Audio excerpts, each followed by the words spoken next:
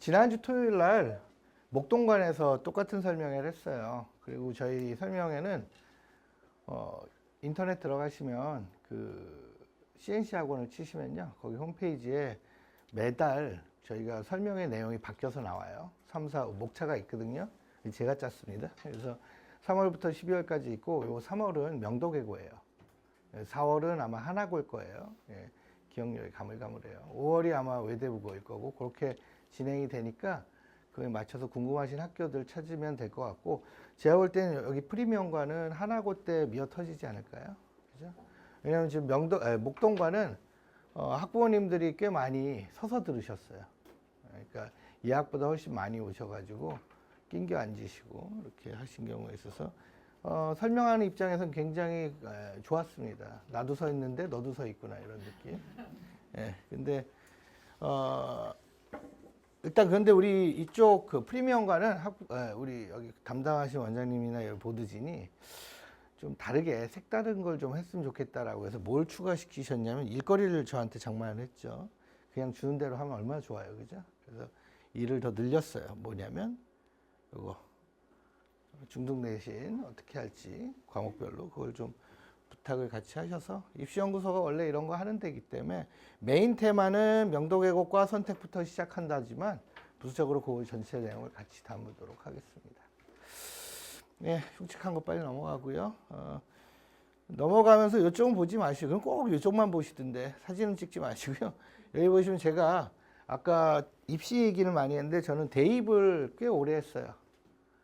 2002년부터 했으니까 거의 20 몇 년 됐죠. 예. 그래서 지겨워요, 그죠? 대입을 오래 하다 보니까 뻔한 답이 나옵니다. 가래가 가요. 늘 한결같이. 못 가래는 못 갑니다. 예. 반전은 국숭세단 광명상가에선 일어나요.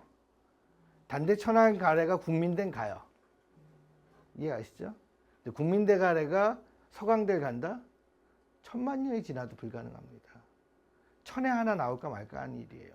그 극간의 차가 엄청나거든요. 그래서 입시연구소가 하는 일이 뭡니까? 아이들 분석하는 거거든요. 작년에 저희 학원에서 볼 때는 380명이 넘는 애들 왜 붙었나? 전 별 관심 없어요. 지가 잘해서 붙은 거예요. CNC가 잘한 건 그냥 좋은 아이들이 와서 저희가 붙인 거고 안 떨어뜨린 거고, 그러면 우리는 뭘 분석해야 되는지 아세요? 왜 떨어졌는지를 분석해야 되는 거예요. 근데 붙은 애들도 중요하지만 떨어진 애들도 중요하잖아요. 근데 이제 부모님들은 떨어진 애들이 왜 떨어졌나 병 관심 없어요. 그래서 저희 PPT에는 어떻게 붙었는지를 올려놨습니다. 그렇게 보여드릴게요. 그리고 저는 대입을 오래 했었고, 대치동에서는 가장 잘 팔리는 건 딱 하나예요. 의치약 수의에. 그래서 그것만 20년 가까이 했어요. 어떻게 의대 보내나. 의대 가는 거 언제 결정나는지 아세요? 예, 태초부터? 예, 그럼 좋겠죠. 대부분 중학교 때 결정나요. 중학교 첫 시험 보면 얘는 의대감인지 군대감인지가 결정납니다. 예. 근데 놀라운 건 의대 가는 애들의 내신 평균이 몇 나올 것 같아요? 일반적으로 98 이상 나옵니다. 중학교 내신에서. 근데 80점대에도 의대 가요. 어떻게 해서 갈까요? 막 기분이 막 업되시죠? 80점대? 우리 애인데. 걔는 수학과학 100 맞으면 돼요. 그래서 옛날에 영과고 애들이 의대 많이 갔잖아요. 걔네 국어 영어 다 버린 애들이에요. 그죠? 근데 이제는 그게 불가능해요. 왜요? 수능도 쉬워지고 지금 고교학점제가 등장하면서 스토리라인은 완전히 바뀝니다.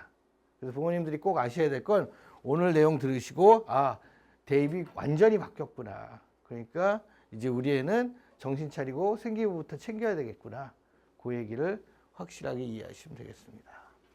우선 목차는 수학이 입시에 미치는 영향, 그리고 어바웃 명도계곡, 그리고 CNC 학원의 명도계곡 입결 자료 순서대로 했습니다. 여기서 이제 원래 있었던 서울대 28학년도 입시 전형은 싹 빼버렸습니다. 그거는 4월에 하나고 때 만나시면 될 것 같습니다. 자, 우선 가장 중요한 게 미분적분이에요. 이 미분적분은 초등학교 때부터 거슬러 올라갑니다. 규칙 찾기. 근데 보통의 경우에 수포자가 언제 등장하냐면 중2 때 가장 많이 등장합니다. 중2 때 전체 수포자의 70%가 여기서 받아냅니다. 중2까지 꾸역꾸역 끌고 오던 애들이 한 방에 확 무너져요. 뭐 때문에 무너질까요? 함수 때문에요. 함수가 미적이에요. 함수를 제대로 해결하지 못하면 미적은 끝나는 겁니다. 이해가시죠? 그래서 우리 아이가 내신을 나왔는데 93점 어정쩡 맞았는데 함수에서 집중적으로 틀렸다. 함수 다시 풀어야 돼요. 중학교 졸업했는데 함수가 약하다. 함수만 다시 보셔야 돼요. 그거 해결 안 되면 계속 민기적거리는 거예요. 그러니까 중학교 때 수학이 A였는데 고등학교 가서 6, 7등급이 왜 나오냐? 기본이 약하니까요. 중학교 내신은 일단 선생님이 얘기해 주는 거 사전에 고지하고 외우면 잘 풀 수 있어요. 숫자만 바꿔서 내는 경우도 있으니까. 근데 고등학교나 수능은 그딴 게 안 통하죠. 그래서 이런 부분들 부모님들이 꼭 아셨으면 좋겠고, 여기 때 흔들림 없이 가던 애들은 2학기 때 한 번 더 밟히죠. 피타고라스 아저씨 때문에. 그리고 3학년 때는 1차 함수도 안 되는데 2차 함수 나와야 되고 얘가 머리가 인수분해돼요. 그래서 끝장납니다. 모든 게 끝나죠. 그리고 공간 감각도 없는 우리 아이가 삼각비를 하려니 미치는 거죠. 그죠? 중학교 때 이미 다 털리니까 고등학교로 올라갈 필요도 없는 거예요. 이게 참 안타까운 현실입니다. 자, 보시면 여기 아주 아름다운 거. 자, 우리 프리미엄관만 단독 공개고요. 다른 관에서는 이거 설명 안 할 겁니다. 이쁘죠? 그죠? 여기 이뻐요. 왜 우리 프리미엄 관광을 하냐? 프리미엄관이 우리 값만 해주세요 라고 하더라고요. 이게 손으로 해가리는 건데 유튜브에 다 나와요. 지금 영상 촬영하잖아요. 어차피 유튜브에 관심 있는 학부모님들은 다 보지만 현장에서 부모님들이 최초로 봅니다. 자, 보시면 초6 때 수학에 대한 기초 수준 이하 아주 우수한 애들 표현대로 하면 신계, 인간계, 노예계, 사람일까? 이런 애들. 그러면 요 그룹 라인이 여기서 20% 남짓인데 고1로 올라가면 40%가 넘어요. 2배가 껑충 뛰죠. 이 기간 동안에 많은 일이, 여기도 또 이렇게 32% 되고 많은 일이 벌어지죠. 수학학원은 열심히 다니는데 우리 아이는 밑 빠진 독에 물 붓는 거예요. 계속 학원 수업 시간은 늘고 계속 5층 석탑, 6층 석탑을 똥만 차는 거예요. 뭘 하는지 모르겠는데 일단 풀어는 되는 거죠. 뭘 하셔야 된다고요? 함수 완벽하게 마스터링 하셔야 돼요. 참고로 저는 독일 문학을 영어로 번역하는 게 전공이었습니다. 그래도 수학을 잘 알아요. 왜? 의대 보내야 되잖아요. 자, 수학의 중요성, 서울 학생들의 수리 능력 비율을 보시면 아까 나온 도표를 다시 한번 분석해 보여드린 겁니다. 서울시 교육청에서 제공된 자료고요. 계속 볼게요. 중학교 교과학습은 이원 목적 분류표 이해 기반으로 문제가 만들어집니다. 어려운 말이 아닙니다. 이거 다 잘려버렸네. 죄송합니다. 시험 문제 출제 뼈대 같은 게 이원 목적 분류표고 수학은 기본적으로 학생 입장이 아니라 출제하는 사람 입장에서 먼저 접근해야 된다는 거예요. 아이들은 제 입장에서 문제를 풀어요. 그런데 출제자는 과연 이 문제의 출제 의도가 뭔지를 생각하는 겁니다. 가장 좋은 게 뭔지 아세요? 애들이 배운 수학 내용 가지고 자기가 문제를 만들어 보는 겁니다. 좋은 문제를 만들어야 되고요. 그리고 아이들이 하는 아주 못된 짓 중에 하나가 뭔지 아세요? 그냥 답만 외워요. 근데 꼭 기억하세요. 모든 문제는 해설을 봐야 됩니다. 해설지가 없으면 힘들어져요.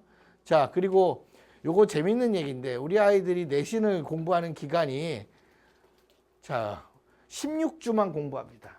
깔끔하게. 1년을 16주로 아는 거죠. 1년 52주인데 36주는 뭐라 그러냐면 학원 다니니까 공부하는 걸로 착각하는 거예요. 이런 아이들이 무럭무럭 자라서 국승세당 광명성가도 못 가는 거예요. 충청 방어선, 호남 경남 방어선을 진지를 형성하는 훌륭한 아이들로 자라납니다. 그러니까 1년은 52주예요. 16주가 아니고요. 이해가시죠? 부모님들도 내신 끝나면 아이들이 시험 끝났으니까 스트레스 해소한다고 뭐 놀러 다니게 하는데 얘네들 경축일이에요. 근데 하루가 아니라 거의 주간 행사죠. 그러니까 최소 한 주간 꾸준히 뇌를 놀아요. 심지어 학원도 안 가죠. 시험 엄마가 학원에 전화합니다. 선생님 시험 끝나가지고 우리 애 요번 주는 좀 쉴게요. 뇌 휴식기예요. 무슨 인삼 키운 것도 아니고 6년 키웠으니까 땅에 휴지기를 준다. 점수나 잘 나오면 말도 안 해. 그죠? 그래서 제가 부탁드리고 싶은 건 1년 내내 학습하는 건 어려워요. 근데 36주를 쉬게 하는 건 아주 쉬워요. 자, 그러면 최상위권 아이들은 어떻게 공부를 하냐? 1년을 8주로 알고 공부를 한다. 그러면 8주가 뭐예요? 내신 대비는 8주라는 거예요. 어떻게 8주예요? 중간, 기말, 2주씩 하는 겁니다. 그럼 총 8주죠. 그럼 52주에서 8주 빼면 몇 주 남아요? 44주 남죠. 이 44주에 뭘 해요? 과도한 선행학습을 하는 거예요. 제가 말한 말의 포인트가 뭐예요? 과도한. 영어로 하면 aggressive. aggressive는 뭐예요? 공격적인. 방어적인 공부가 아니라 공격적인 공부. 여기선 점수가 몇 점이냐가 중요하지 않은 심화된 선행을 하는 겁니다. 이게 왜 필요할까요? 아이들이 경험을 쌓게 하는 거죠. 계속. 그죠? 물론 내신이 안 되는 애가 이런 짓을 하면 큰일 나죠. 그러나 내신을 너무 길게 끌고 가는 것도 아이들한테는 큰일 날 수 있는 상황입니다. 다른 과목은 간단하게 좀 설명을 드릴 텐데요. 국어는 이렇게 이해할게요. 간단히 국어는 이렇습니다. 학교, 중학교 선생들마다 취향이 다 틀려요.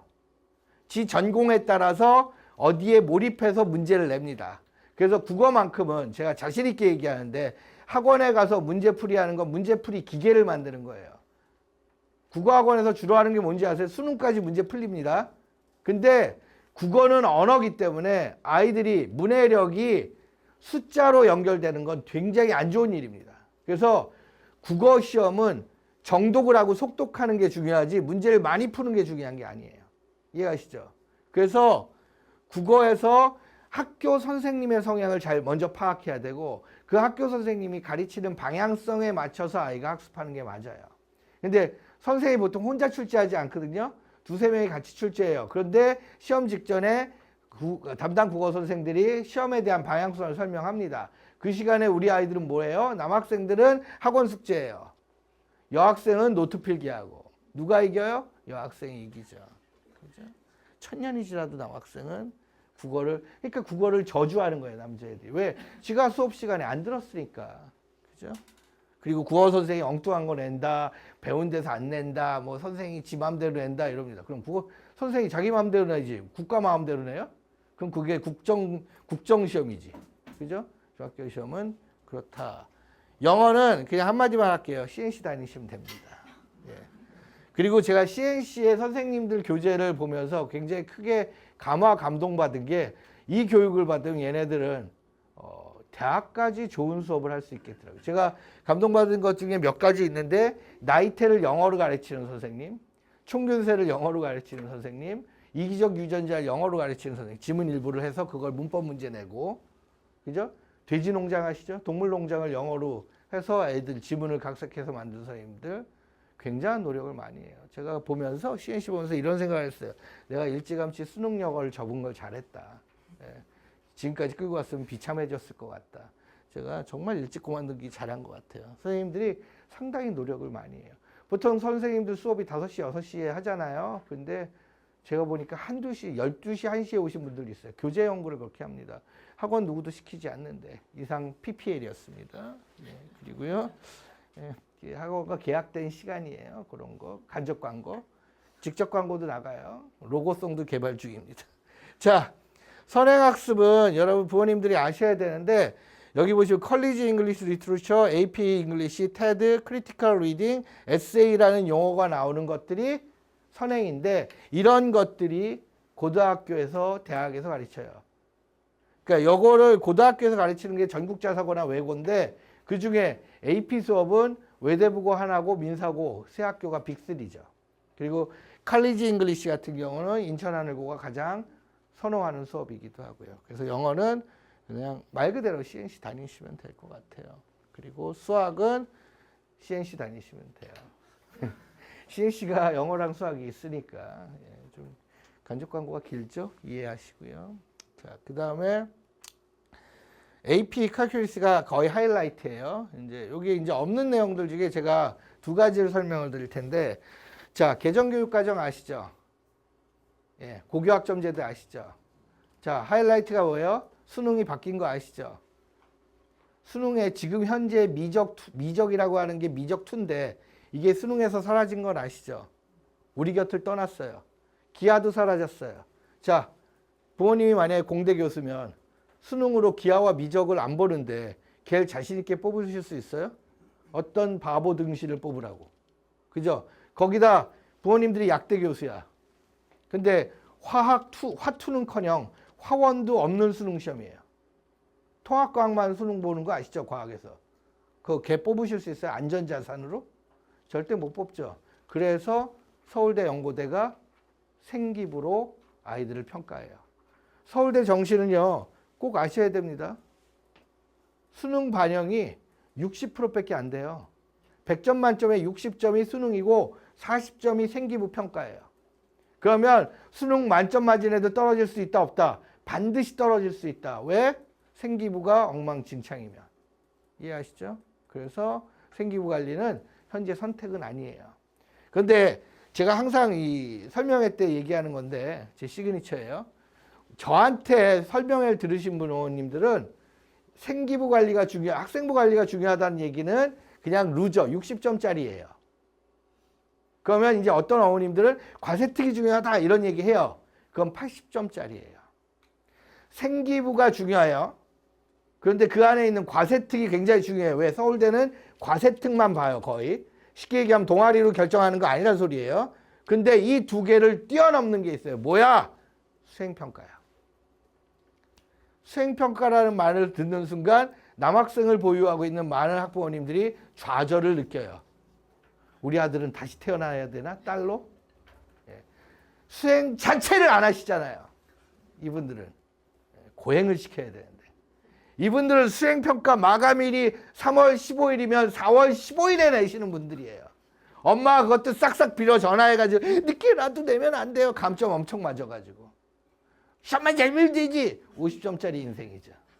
이해가시죠? 그래서 자제분들의 노력을 매주 확인하셔야 돼요. 그거 불가능하시죠? 그래서 CNC가 있는 거예요. 검증하고 계속 확인하고 선생님들한테 확인하고 그래도 안 되면 최종적으로 입시연구소. 저는 뭐냐면 3기, 4기 암 환자를 완벽하게 치유하는 수술하는 입장으로 서 있는 거예요. 여기까지 오면 안 돼요. 저까지 오면 최악의 경우로 저까지 오면 부분절단 이렇게 얘기가 되겠죠. 근데 대부분 저희 학원은 한 3중만 4중만이 있어서 아이가 생기부를 관리하게끔 현장에서 선생님들이 계속 관리해 줍니다. 그래서 입시소장이 살짝 뇌를 놓고 있으면 쫓겨나요. 계속, 왜냐하면 제가 선생님들한테 계속 뭔가 정보를 제공해야 되거든요. 그러니까 의학에서는요, 시술보다는요, 예방이 중요한 거예요. 그죠? 근데 우리 아이들이 예방 없이 고3 때 너덜너덜해진 상태로 와요. 엉망진창의 상태로. 그러니까 어딜 가야 돼요? 빨리 군대 가야죠. 그래 정신 차리죠. 요새 군대 가도 정신 못 차려요. 일과 후에 휴대폰 보니까. 유튜브 보고. 근데 포인트는, 제가 말씀드린 포인트는 이제 수행평가로 모든 꼭지점이 열린다. 그리고 또 하나, 그동안은 학교가 수행평가 안 했냐 했어요. 그러나 그동안은 지필 점수 잘 나온 애들 수행도 잘 주는 요상한 법칙을 사용했거든요. 근데 지금 계속 교육주의인 게 뭔지 아세요? 지필과 수행을 별개로 둬라. 그러면 수행평가가 제일 애매한 과목이 뭔지 아세요? 수학이에요. 왜요?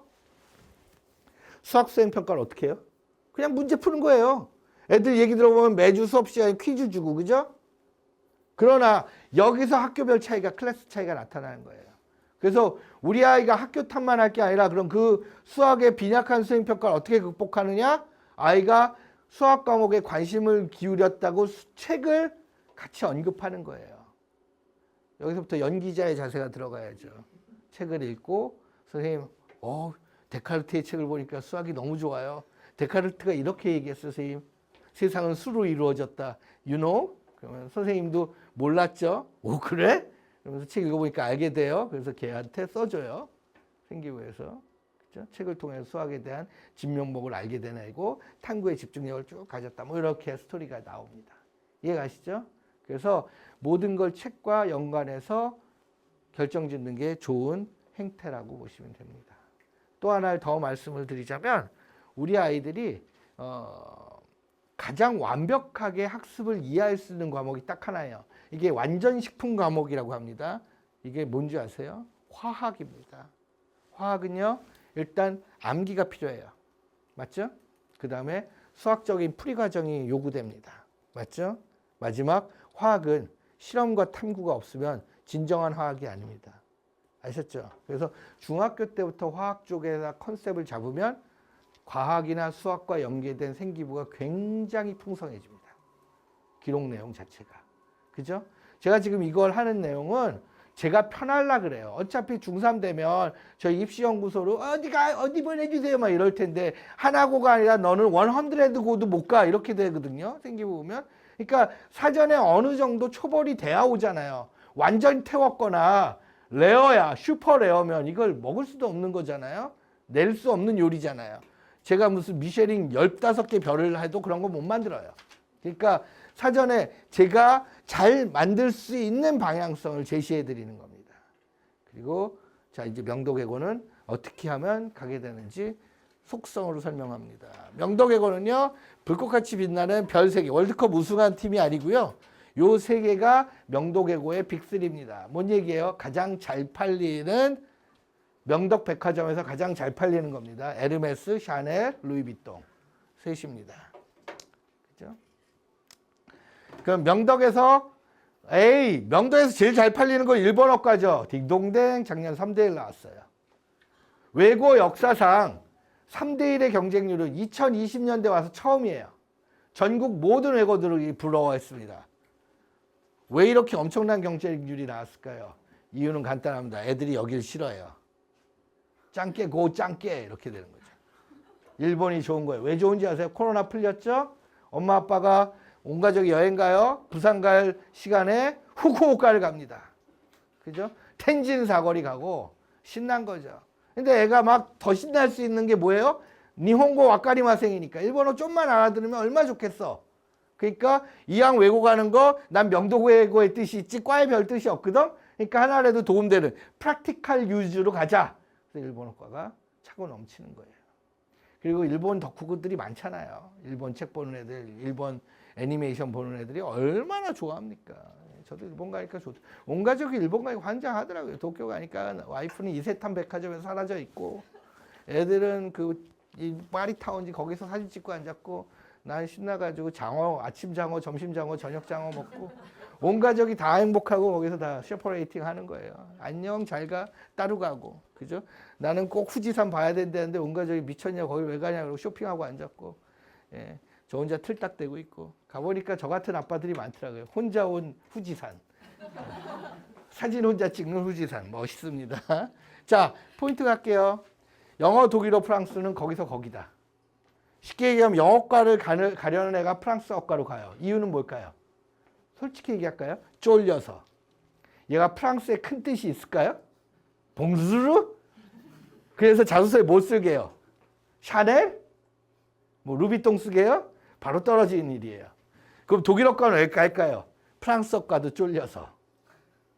얘네는 빅3예요. 그죠? 여기는 여학생들이 돌고 돕니다. 최우수한 여학생들이. 그죠? 거기서 밀리면 어디로 가요? 중국, 러시아로 흩어지게 됩니다. 러시아어과는 왜 갈까요? 전쟁이 좋아서. 그죠? 러시아어과 가는 이유는 굳이 얘기하자면 딱 하나예요. 나는 명도계고를 무조건 가고 싶어. 그게 가장 큰 이유가 됩니다. 중국어과를 경계하는 이유는 뭘까요? 첫 번째, 들어가자마자 내신은 털리니까. 왜요? 중국에서 주재원 하시다 온 분들이 꽤 많아요.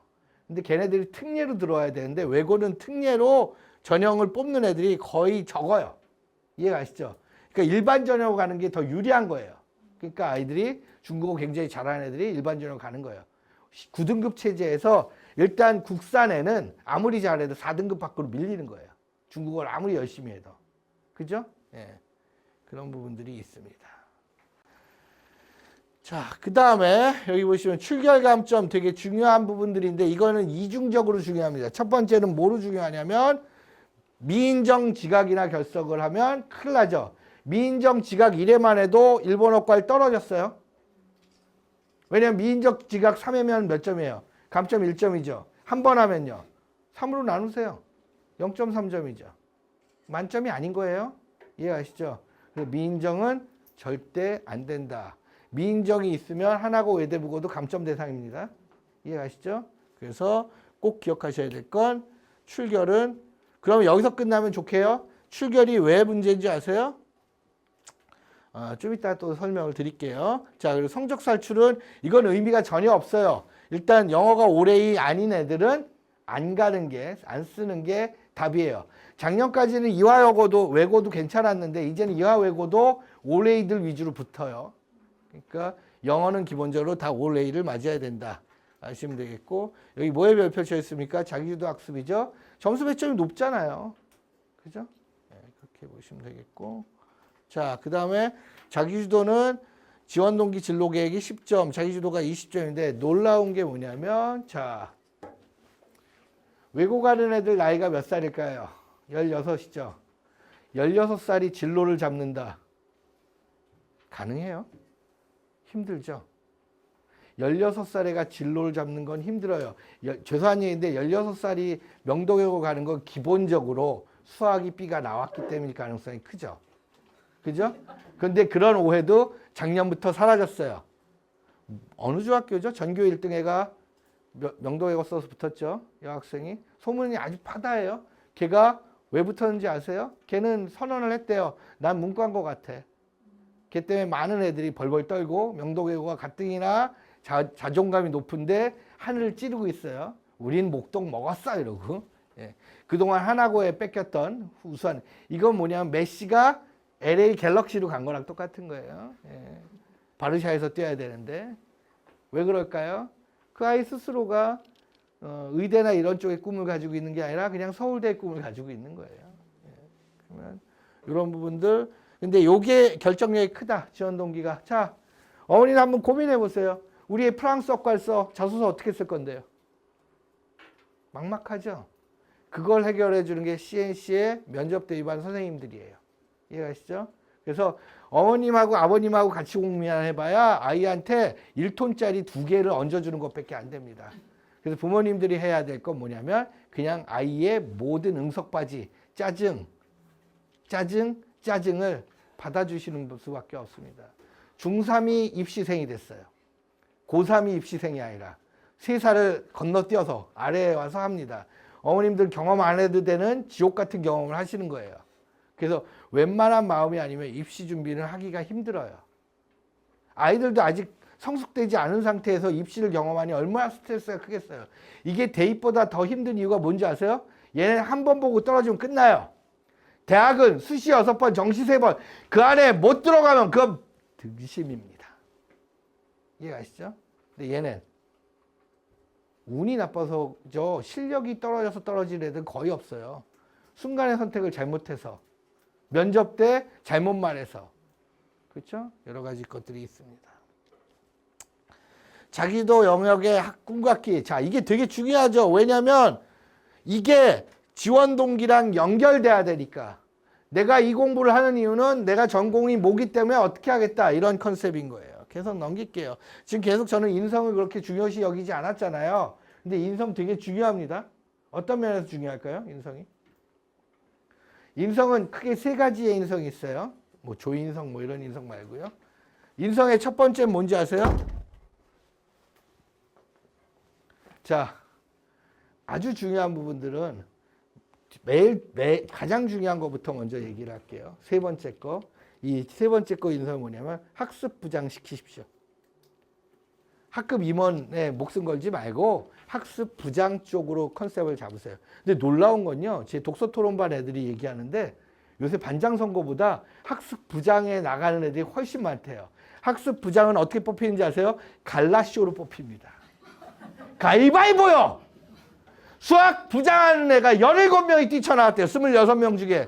예선전을 거쳐서 수학 부장 된 애가 작년 1학년 2학기 수학이 67점! 100점, 90점짜리 애들 다 떨어지고 67이 붙었어. 와, 걔가 그 반의 수학을 어떻게 이끌어 나갈지 되게 재밌을 것 같아요. 흥미진진하죠? 선생님은 가위바위보를 뽑을 수밖에 없어요. 누구를 찝어주면 편애가 되잖아요. 그죠? 그래서 우리 아이들은 수많은 부장에서 다 예선 탈락을 거치고 기술 과정으로 갑니다. 도덕도서인 괜찮아요. 울먹이면서 전화 오는데 솔직히 안 괜찮거든요. 근데 안 괜찮아 이럴 수 없잖아요. 괜찮아 이러고. 은미체 부장하는 애들도 있어요. 교과 부장의 키워드가 뭔지 아세요? 학습 멘토링을 한다는 거예요. 그 과목 멘토링을 하는 걸 과세특에 써준다는 거죠. 근데 부모님들 굉장히 놀라운 얘기 할게요. 외고는 과세특이 반영되지 않아요. 그러니까 외고 가려면 학습부장이 이딴 거 필요 없어요. 아무것도 안 해도 돼요. 숨 마셔도 됩니다. 그죠? 독서나 잘하라고 하세요. 그러니까 오늘 명독에 보니까 과세특은 최소한을 설명합니다.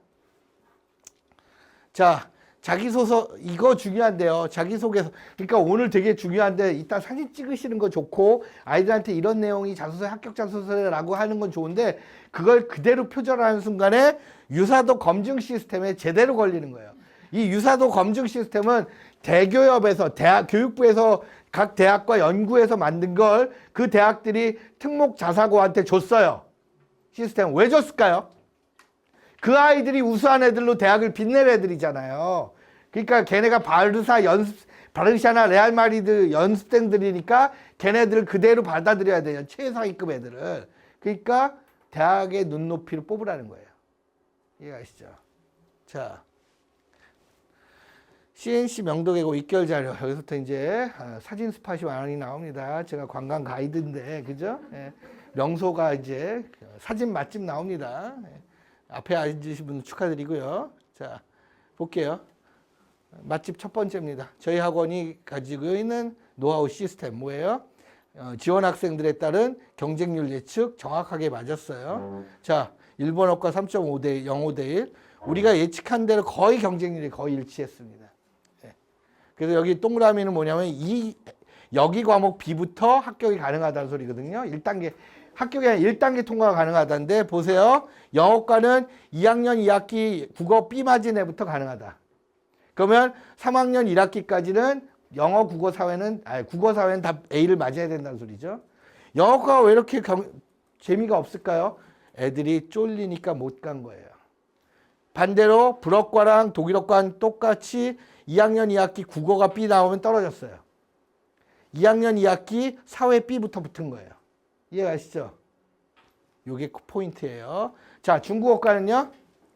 영어만 오래이면 붙어요. 그죠? 국어 B도 1단계 통과합니다. 그만큼 중국어는 지원하는 아이들의 퀄리티, 내신 퀄리티가 높지 않다. 이유는 아까 얘기 드렸잖아요. 들어가자마자 내신이 확 날아갈 거니까. 전공을 그렇게 많이 하는데. 자, 일본어과는 다 X죠? 뭘 해도 다 떨어진다는 소리예요. 그죠? 그러니까 그냥 올킬이에요. 2학년 1학기 사회 A마저도 합격 1단계 통과 여부를 알 수 없다예요. 왜? 출결까지 보겠다는 거니까. 자, 러시아과는 지금 보시면 3학년 2학기 국어 B는 떨어졌어요. 대신 3학년 2학기 사회 B는 붙었다는 소리예요. 이걸 통해서 알 수 있는 건 놀랍게도 불어과와 독일어과, 일본어과의 원탑, 불어과와 독일어과가 영어과보다 1단계 통과 확률이 더 낮다. 훨씬 어렵다라는 거죠. 내신에서. 여기 내신이 1단계가 그렇게 가는 거예요. 이해가시죠? 그 다음 갈게요. 자, 이거는 명도계고 학사 일정인데 이렇게 잘 안 보이게 해놓은 이유는 데코레이션이에요.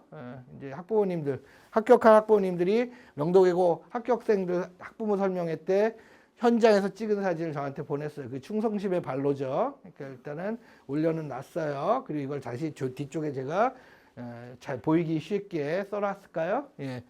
귀찮아서 안 썼겠죠. 자, 여기 보시면 전공 이수학점이라고 나오는데 좀 이따 또 설명드릴 텐데 전공 이수학점이 상당히 높아요. 많이 받아야 되는 것들이고 이게 메인이다 보니까 전공어 선택을 잘해야 되는 거예요. 그래서 중국어는 더 힘든 거예요. 러시아어과는 남학생이 많은 이유가 뭘까요? 그냥 들어가는 게 목적이기 때문에 당일 컨디션이에요. 그래서 러시아어과도 러시아어 내신 잘 나온 애는 여학생 위주겠죠. 처음 보는 러시아어를 열심히 하겠죠. 남학생들이 반드시 기억하는 러시아는 야 류빌리치바입니다. 사랑해.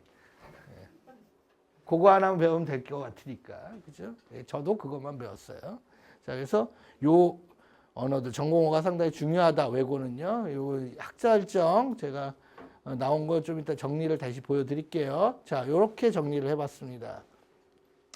우선 영어과의 심화 전공어, 전공어 관련 문화 이렇게 있고 국제정치가 선택 과목으로 이렇게 있는데 이 딱 봐도 자, 부모님들이 교수야. 딱 봐서 무슨 생각이 들까요? 오, 얘 외고인데? 그죠? 오, 얘 외고인데? 딴애 생기부는 단어왕 선발대회 단어 2,000개 외웠어요. 막 이러고. 섹스피어 영어 문제집 풀었어요. 이딴 식으로 과세특에 써 있는데 얘는 그딴 거 필요 없어요. 자, 아까 러시아어과가 왜 좋은지 아세요? 예를 들면 이겁니다. 러시아어과에서 러시아 총영사를 불러서 너네 왜 전쟁 일으켰어? 라고 토론을 하는 거예요. 그 다음 주에 우크라이나 참사관 불러서 야, 너네 왜 전쟁을 러시아랑 하게 됐어? 그럼 걔네들이 역사적 배경과 불합리함을 얘기를 하겠죠. 그러한 토론 과정이 어디에 써 있겠어요? 과세특에 쓸 거 아니에요. 그런 애랑 우리 학교 단어왕 선발대회 우수한 성적을 한 애예요. 와! 걔 영문과에서 뽑을 것 같아요? 무슨 근거로요? 이해가시죠?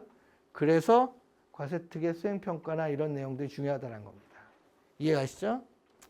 자, 영어과 외에 대표적인 것들 보시면 영어과 외에서도 비평적 읽기와 쓰기, 학술 영어 발표 이런 수업들이 있습니다. 일반고에서 발표를 과연 할 수 있을까요? 하긴 해요. 학교에서 전략적으로 찝은 애들 있잖아요. 상위 한 10명 정도. 걔네들한테 집중 발표 시키죠. 왜? 걔네들 생기부를 빛나게 해야 되니까. 나머지 아이들은 그냥 총알바지인가요? 박수부대죠. 근데 특목고에서는 다 합니다. 이해가시죠? 자, 보시면 자, 얘가 만약에 서울대 불문과나 연대 불문과에 간다고 쳐요. 고등학교 때 프랑스어 독해와 작문을 한 애와 일반고 어느 학교가 이런 것까지 하겠어요? 이해가시죠? 그래서 서울대 연고대 가기가 가장 쉬운 건 오히려 전국자 사고보다 외고다라는 얘기를 합니다. 과에 따라서. 그죠? 자, 교과 편지에 여기 경제 수학이 있어요. 굉장히 중요한 수학이죠. 예. 왜 이걸 깔아놨냐면 학교의 아이들 중에 경영, 경제, 응용, 통계 쪽 가고 싶어하는 애들이 많아요. 왜냐면 연대에 집중적으로 몰려 있으니까. 그걸 가고 싶으니까 요거를 깔아놓은 건데 여기 어디 찾아봐도 미적2가 없죠. 이과를 못 가는 거예요. 왜요? 학교가 미적 1까지만 수업이 깔려 있습니다. 이해가시죠? 예. 근데 서울국제고는 영어로 미적을 가르쳐요. 칼큘리스를. AP에서. 근데 여기서 드는 궁금증. 근데 왜 서울국제고는 명도외고보다 입결이 안 좋아요? 그래서 이거는 직접 제 학생들한테 물어보면 엄청난 얘기들이 쏟아져 나오는데 그거는 개별 컨설팅 때 얘기를 해드리고 힌트를 드리면 지나친 억압은 아이들에게 해로워요. 예.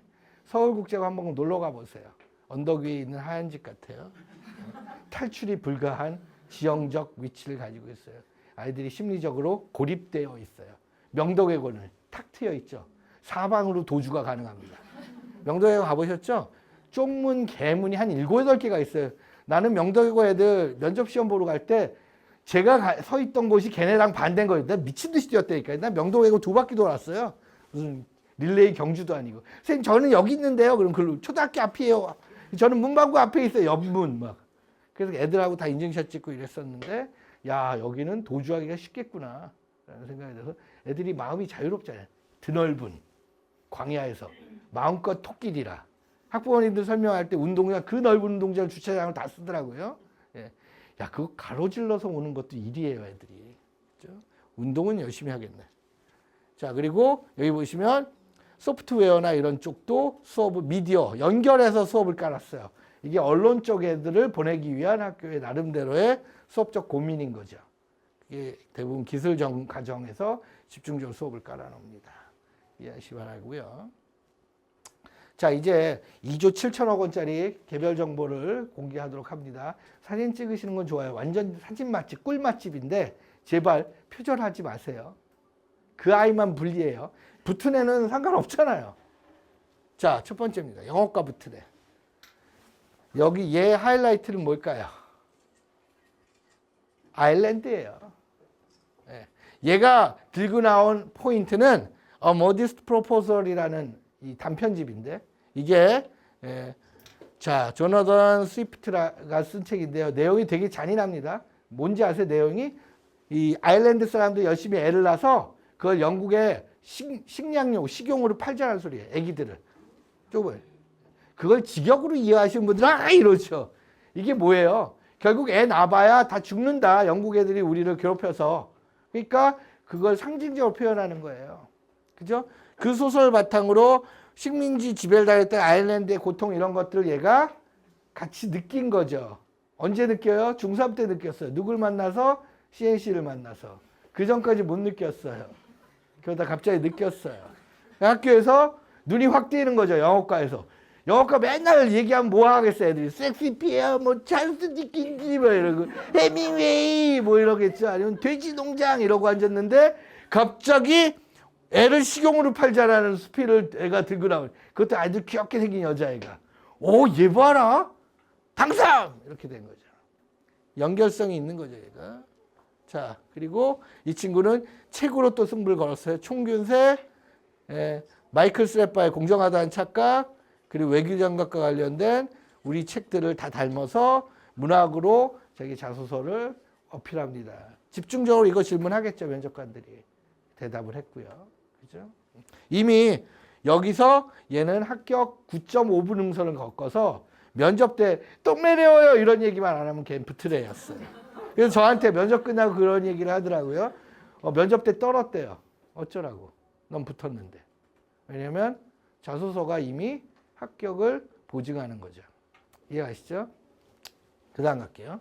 영어까지 잘 보셨죠? 그럼 오늘 집에 가셔서 영어과를 목표로 한다면 지구상에 생존하는 숨어있는 작가들을 끌어내세요. 절대 붙을 수 없는 거 얘기해 드릴게요. 한강 번역본 얘기하지 마세요. 그걸 중딩이 읽은다고요? 예? 산채로 돼 있는 생선이 아니라 뭐예요? 새를 잡아먹고 막 이런 것들, 빨개 먹고 뻘짓하는 거. 그런 책이 정말 위대한 책일까요? 아무튼 뭐 사고의 확장이니까. 아무튼 우리 아이들 읽을 만한 건전한 괜찮은 책. 근데 부모님들이 이렇게 질문합니다. 중3이 원서를 읽는 건 너무 힘들지 않아요? 너무 가식적이잖아요. 중3 때 원서를 쓰는 거. 아니 고등학교 올라가면 다 원서로 수업을 하는데 그 원서 교육이 안 된 애를 외고를 어떻게 보내요? 그 외고는 무슨 깡으로 걔를 붙이겠어요? 이해가시죠? 그 외고뿐만 아니에요. 외대부고 하나고 상상고 민사고 다 AP 수업합니다. 그래서 원서 하나고는 1학년 때 통합과학하고 2학년 때 막바로 과학 원과정 안 해요. 막바로 뭐예요? AP, 케미스트리, 바이올로지 합니다. 이해가세요? 피직스하고 영어 못하면 끝장나는 거예요. 그 다음 갈게요. 독일어과. 얘는 어떻게 붙었을까? 아까 걔는 아이 통조림으로 붙였다면 이 친구는 처음부터 끝까지 한결같이 하나의 단어 아이콘으로 끌고 갑니다. 유니버셜 디자인. 유니버셜 디자인으로 모든 해결을 했어요. 그리고 얘는 보시기에 따라서 이공계 같죠? 이거 좀 위험한 자소서예요. 외고에서 이공계 내용 쓰면 좋지 않거든요. 근데 이게 유니버셜 디자인으로 완벽하게 연결이 되기 때문에 좋지 않은 게 아니고 되게 인위적으로 나는 독일어과 가요 하고 구색 맞추기로 독일 얘기도 나와요. 근데 이게 하나로 다 연결이 되기 때문에. 그래서 상당히 심지어 똑똑한 애로 인지가 됩니다. 알겠죠? 그래서 결국은 베를린 유니버셜 디자인까지 해서 독일어 하이라이트. 여기 BMW 안 나왔고 우리 아빠 차는 벤츠다 이딴 소리 안 하고 얼마나 좋아요. 그죠? 그래서 여기서 얘가 꾸준히 진정성과 지속성이 무엇인지에 대해서 설명이 갔던 겁니다. 자, 이제 중국어과인데요. 사실 그 3명의 자소서 중에 원탑을 고르라면 창의성 원탑은 얘입니다. 오로라. 예. 중2 국어 수행 평가에 오로라를 썼는데 오로라는 원래 과학 용어죠. 그죠? 그러니까 얘가 과학에 관심을 갖죠. 그죠? 근데 국어 수행 평가 때 또다시 오로라를 연결해요. 여기서 끝나는 게 아니라 오로라는 그리스 신화에 나온다고 문학적으로 또 접근합니다. 이해가요? 그래서 얘도 학업을 창의융합으로 펼쳐놓은 거예요. 쉽게 얘기하면 아까 유니버셜 디자인도 다양하게 쓰셨듯이 얘도 그래요. 결국 뭐냐? 중심 하나를 가지고 뿌릴 수 있는 능력이 있느냐예요. 그래서 우리 아이들은 먼저 키워드를 잡아내야 된다는 거예요. 그 키워드를 생기부에서 찾아야 되는데 그럼 생기부에 오로라나 유니버셜 디자인이 나왔을까요? 없었겠죠? 그죠? 그래도 일관성 있게 설명이 되는 겁니다. 당연히 오로라에 대해서 설명을 하겠죠. 그리고 이 친구는 의견 토론 방식이라는 편안 분위기 발표 능력에 대해서도 설명을 하게 됐어요.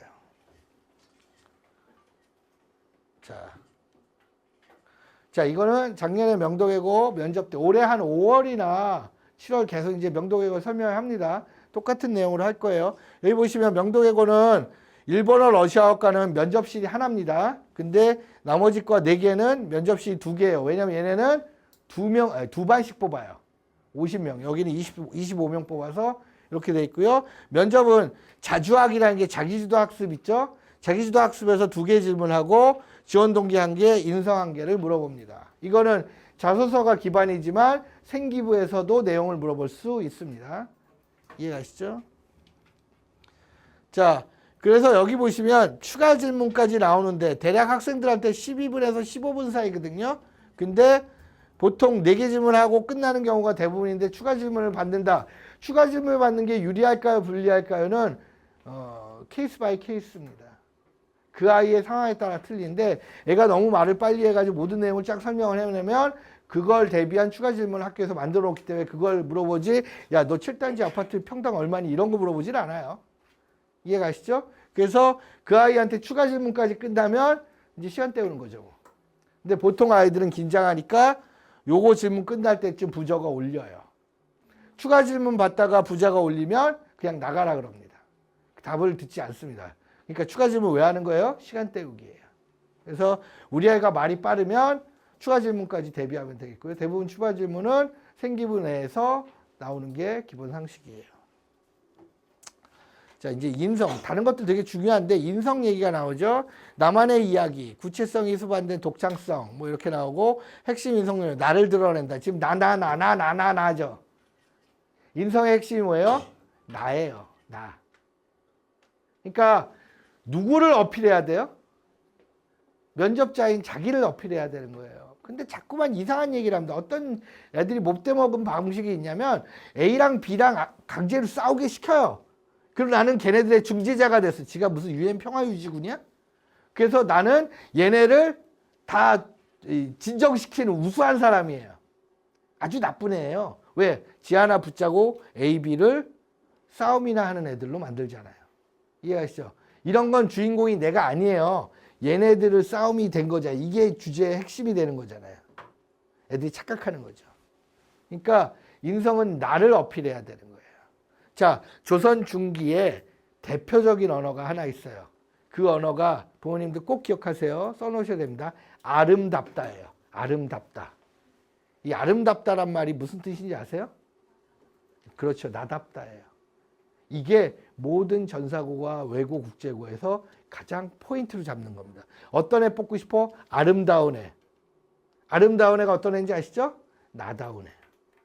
자기를 어필해야 되는 짧은 시간에 이상하게 딴 거 얘기하고 앉았는 거예요.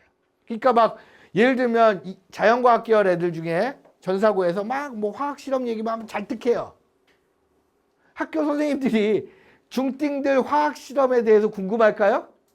궁금한 건 네가 어디까지 했고 어디까지 망가져 봤냐예요. 근데 난 이것도 했고 저것도 했고 그래봐야 중졸이에요. 이해가시죠? 목표로 하는 건 네가 어디까지 해서 망가져서 우리가 수복이 가능하고 너의 학습 탐구 여력이 어디까지냐는 걸 보는 건데 그냥 자기가 한 것만 나열하는 거. 이거 되게 안 좋은 겁니다. 자, 여기까지입니다. 인성은 바르게 잡으셔야 되는데 첫 번째 인성은 출결에서 나옵니다. 써놓으세요. 첫 번째 인성 출결. 그래서 여러분 잦은 지각과 조퇴 이게 인정이라고 해도 인정사유라고 해도 학습의 성실성에 방해가 되겠죠. 그리고 기숙사 학교에서 이런 애들 좋아할까요? 관리가 안 되잖아요. 그래서 출결 인성이야말로 기본적인 인성의 첫 번째 요소입니다. 그리고 마지막 인성이 뭐라고요? 아까 말씀드렸잖아요. 마지막 인성이 멘토링. 그럼 두 번째 인성이 뭔지 아세요? 전 과목을 고르게 학습하는 역량이 어필되는 거예요. 자소서에서 아까 나온 애들, 두 애들, 그 아기 잡아먹자 말고 나머지 두 아이들은 하나의 아이콘을 가지고 다양한 수업들을 다 뿌렸죠. 그럼 이 친구는 뭐예요? 외고이지만 다 모든 과목에 대해서 본인이 이해력을 가지고 있다잖아요. 그죠? 그래서 자기 진로에서는 심도가 있지만 기본적으로 모든 학습을 펼쳐서 버리는 것이 없다. 쉽게 얘기하면 과거처럼 수학과학에 올인하고 국어, 영어 D 나온다. 이런 친구들을 걸러내는 게 외고와 전사고가 공통적으로 생각해요. 명도고 외고가 굉장히 신경 쓰는 부분입니다. 그러니까 학습 인성, 모든 과목을 아우를 수 있는 학습 인성이 나와야 돼요. 그건 자기주도 학습에서 나와야 되는 겁니다. 이해가시죠? 그리고 멘토링 이런 부분들이 필요한 거고요. 오늘은 명도외고에 대해서 설명을 드렸어요. 좀 더 구체적인 관심 있거나 이런 분들은 학원 쪽에 문의를 하셔서 제가 유료 컨설팅도 진행하니까 입시연구소에 문의를 하시면 되겠습니다. 긴 시간 들어주셔서 감사합니다. 여기까지입니다.